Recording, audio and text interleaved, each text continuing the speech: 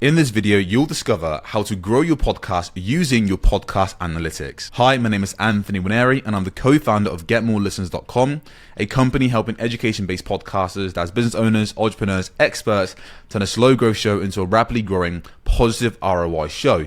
Over the last 4 years, I've interviewed and coached 350 plus podcasters, the best-selling author of multiple books, and the co-host of Why Your Podcast Isn't Growing, was generated $120,000 in profit in the last 9 months. Now, if you've ever found yourself staring at your podcast analytics, seeing lots of numbers, but feeling completely lost about what they actually mean and how to best use them in your business to drive more growth for your podcast and make more impact, and of course, to make more money, I want to let you know that you're not alone. I speak to hundreds of podcasters every single day and work with hundreds of podcasters on a one-on-one basis within our programs. And many entrepreneurs are honestly sitting on a goldmine when it comes to the data.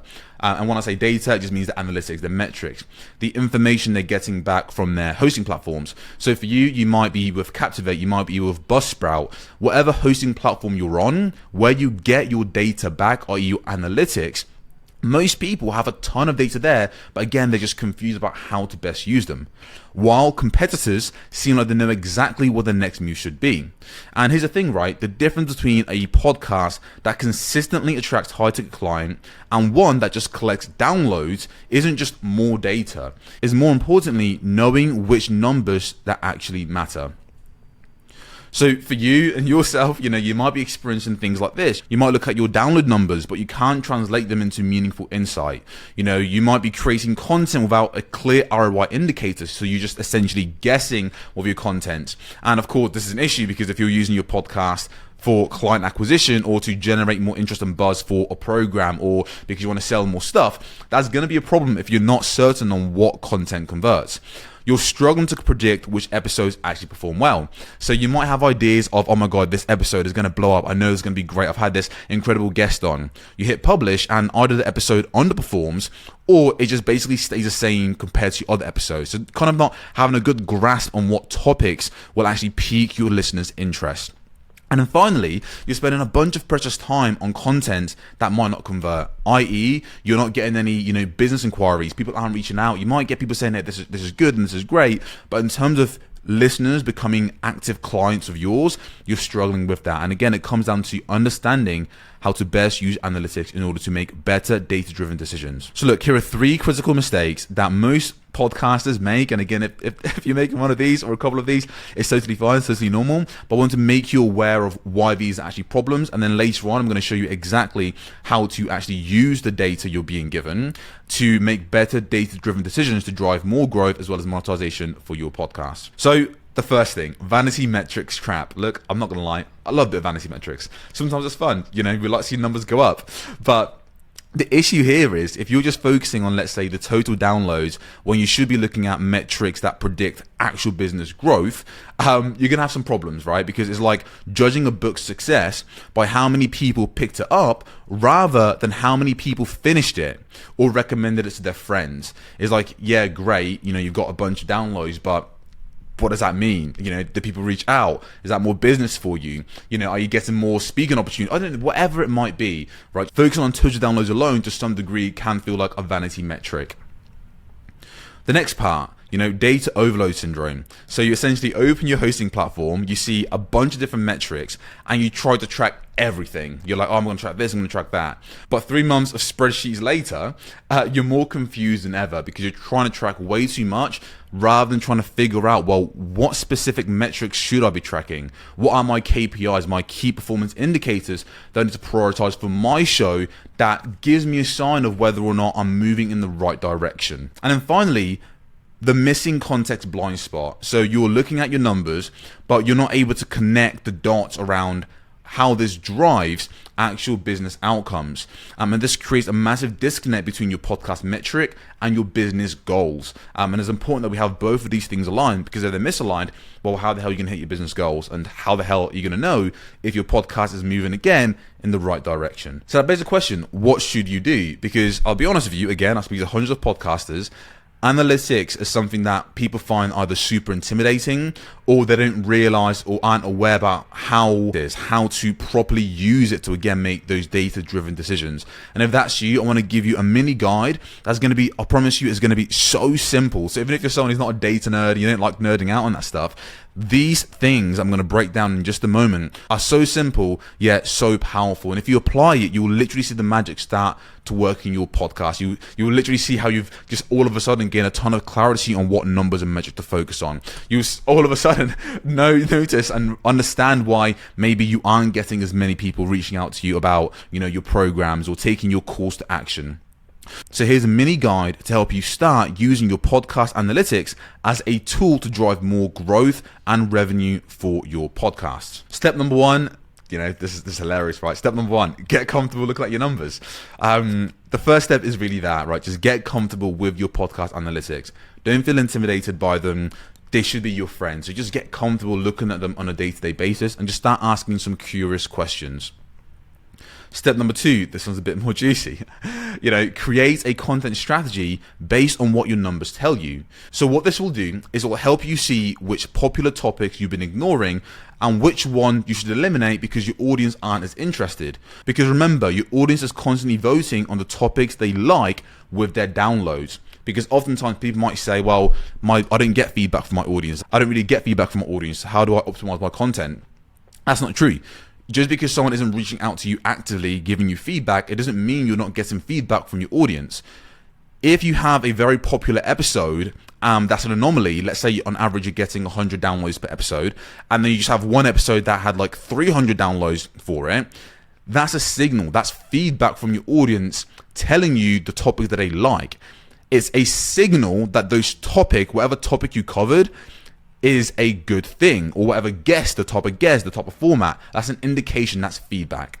You want to use that data to then make decisions about what topics to cover next on your show. So really, it's not rocket science. You want to just cover more of the topics that are popular and eliminate the topics that don't get as much traction. So don't complicate things. For example, a past client experienced growth by simply tracking her most popular topics. And here's how you can do the same. Very simple. Open up an Excel sheet, then insert your episode title, and then on the different column, insert the total number of downloads. You then want to categorize your episodes into 5 different topics.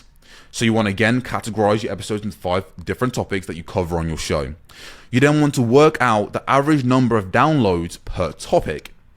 And then you also want to work out the total number of time you've published that type of topic. Right? So again, super simple. Open up Excel, insert the titles of all your past episodes and the total downloads for each episode, categorize them into 5 different categories and topics, and then of course work out the average downloads for each topic, and then work out how many times you've covered each type of topic. So here's an actual example. Imagine you are a fitness coach with a podcast, right? You check your stats and you realize that episodes about, let's say, fat loss hacks consistently get 5,000 plus downloads, but you've only covered it 10 times on your show. While episodes about, let's say, advanced lifting techniques barely reach 1,500 downloads, and you've covered it 25 times. Doing this exercise makes it clear where you should put your focus in. Instead of just guessing what your audience wants, this data makes it clear that your listeners are far more interested in fat loss over powerlifting. So you then just double down on more fat loss related topics. Can you see how much easier it is to decide what topics to cover on your show if you just follow this simple exercise, right? And then from there, of course, you then cut back on powerlifting content because clearly your audience aren't as much of a fan. Yeah, you still have several thousand people listening to it, but nowhere near as much as fat loss. But you've been covering powerlifting way more. So within a few months, your average downloads per episode jumped by 40%. You're like, damn, this is awesome. And the reason why the growth starts happening when you start making data-driven decisions like this is because you're giving your audience exactly what they want. And if you keep giving your audience more of what they want, what do you think happens? They keep coming back for more. So really, this is about no guesswork and just making better data-driven decisions. Step number 3, look at your retention time. This is something that's so important, and something that I realized that, in our podcast, Why Your Podcast Isn't Growing, we had a period of time where we would invite, high profile guests onto our show. When I say high profile, I really mean successful podcasters getting 100,000 plus monthly downloads, some into the millions, some making millions from their show. And it was very interesting that those massive podcasts they were more obsessed about their retention time, which was like their engagement rate, more than they were just total number of downloads. Now, your retention time essentially shows you how long, on average, you're holding your audience's attention. So let's say, for example, you have a 30-minute long podcast and people listen on average for 15 minutes. That would mean you have a 50% retention time. Just simple as, right? Now, if you're in a spot where you're not sure what your retention time is, no, that's completely normal. You can just connect your podcast, your RSS feed, to Apple Podcast Connect to view your retention time. On Apple Podcast Connect, for some reason, it's called consumption rate, but it means exactly the same thing. Now, if you look at your retention time and you notice that it's consistently below 80%, that's an issue. That's a problem. It means that your episodes aren't keeping listeners engaged, which leads to slower growth and fewer people taking your calls to action. Now, if you're trying to build a highly engaged audience and also get your listeners taking action, but people aren't consuming the majority of your content, well, number one, you're not going to nurture your listeners. If you don't nurture listeners, the likelihood is they're not going to want to work with you. So if your retention time is super low, it's going to be really important that you increase it. Because when you increase your retention time and more of your listeners consume more of the content you're producing, number one, it's just way better. Who wants to create a podcast that no one listens to all the way through to the end? What's the point in that? Number two, you're nurturing your audience properly. They're consuming more of your content. They're hearing your voice and they're building a deeper relationship with you. And number three, they actually hear your calls to action and they're far more likely to take you up on an offer or to buy a program or to book in a discovery call or to, take your freebie when they feel like the perceived value of your episode is super high. But if they don't listen to the majority of your episodes because it didn't keep them engaged, their perception, well, you tell me, what do you think their perception will be about your podcast, about your episodes? What do you think the likelihood is that when they see you promoting on social media, they tune in again if your episodes aren't keeping them engaged? So again, you need to look at your retention time. If it's below 80%, that's an issue. So here's why it matters from a growth perspective, tactically speaking. I've kind of spoke about the high level, about like the perceived value of retention time and why it's important for it to be high. But here's then the other side of things in terms of more tactically speaking. If you want sustainable revenue for your podcast, you need consistent listeners. If you want consistent listeners, you need a way for your podcast to be discovered organically. If you want your podcast to be discovered organically, you need to have high ranking on Apple and Spotify, because Apple and Spotify are the streaming platforms, the most popular platforms people are going to discover new shows. There's actually, I think, 100 million weekly listeners in America alone. The majority of them go to Apple and Spotify to discover a new show. So again, if you rank high on Apple and Spotify for right keywords and right search terms, people are far more likely, loads more listeners will find you. And if you want to rank high on Apple and Spotify, you need the algorithm's favor. You need Apple and Spotify to feel like your show is worth sharing, that your show is worth putting on page one, right? And if you want the algorithm's favor, you need to have a high retention time, because Apple and Spotify, they're not going to be duped by someone just creating maybe mediocre content and just putting a bunch of keywords into their title. Trust me, I've tried it. I wish it worked. It doesn't. But that's really why you need to have the focus on your retention time, because when you have a high retention time, it indicates to Apple and Spotify that your show is highly relevant and should be shared to more of their listeners. They're in the business of keeping users on their platform. So again, if you can't keep users on their platform because your retention time is low, why the hell was there incentive to share your content? Great, Ant, I get it. Retention time, but that's all great. But how do I ensure that if, in worst case scenario, but unfortunately it's probably the likely case scenario, if my retention time is low, how can I increase it? How can I make sure I have Apple and Spotify on my side? So here are 3 ways to increase your retention time. Number 1, just start with a stronger hook. Oftentimes what you'll see when you look at your retention time is there's a massive drop off within the first like 2 minutes, first 2 to 5 minutes of your show. That's a massive drop off. And it's because 9 times out of 10, your hook isn't strong enough. How you open the podcast isn't strong enough to demand that person's and individual's attention. They've clearly seen your promotion on social media, let's say, or they've discovered you on Apple and Spotify. They've seen your title and liked it. They've hit play, and within 5 minutes, they've stopped listening. So something's gone wrong. So how do we improve this? Well, number one, you need to sell the listen. Give your listeners a promise of what they will gain and the exciting things they're about to discover by the end of the episode. And you can also list 3 benefits that build intrigue about the episode. This works like a charm. So for example, you can start your podcast by, hey, look, in this episode, you'll discover how to use the podcast analytics to grow way faster. 3 mistakes that new and experienced podcasters are making that's repelling new listeners from their shows. Why you can't afford not to pay attention to your attention time, and how to get Apple and Spotify recommending your show on autopilot.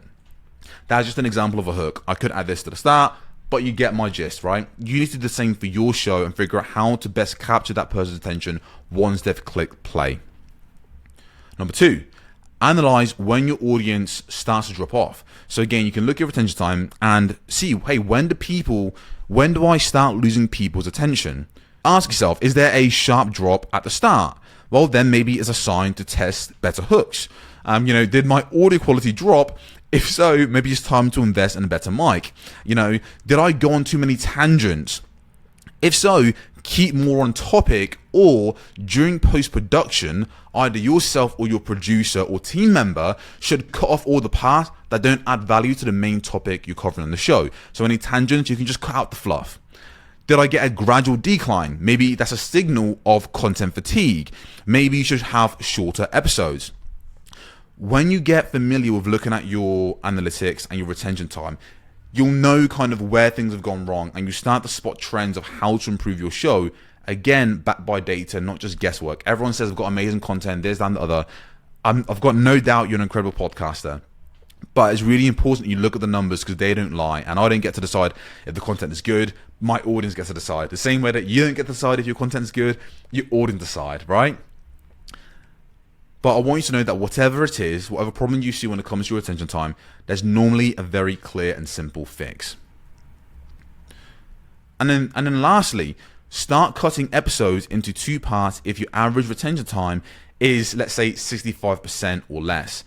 If it's that, it's a big problem, and it could just mean that, the consumption habits of your audience is just that. If you have an hour-long show and an average people listening for 30 minutes consistently, it might just mean that that's just their consumption habits, i.e. they're going for a drive, they're going for a walk, they listen to your podcast, their drive, their walk is 30 minutes long, your podcast is an hour long, then they forget to listen on the way back, whatever the reason might be.